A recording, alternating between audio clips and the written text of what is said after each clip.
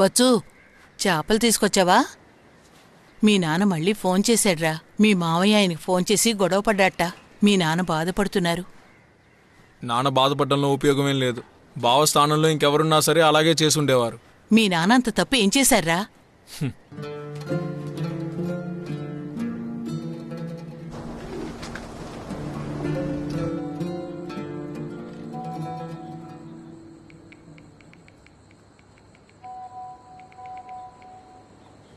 ఎవరితో అయినా మనం చాట్ చేసేటప్పుడు మనం చెప్పే విషయాలను వాళ్ళు అర్థం చేసుకోగలరా?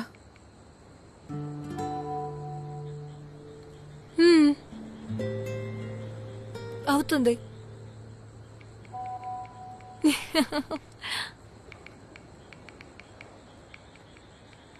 కాస్త సైలెంట్లో వేస్తావా? కూతురు నిద్రలేస్తుంది.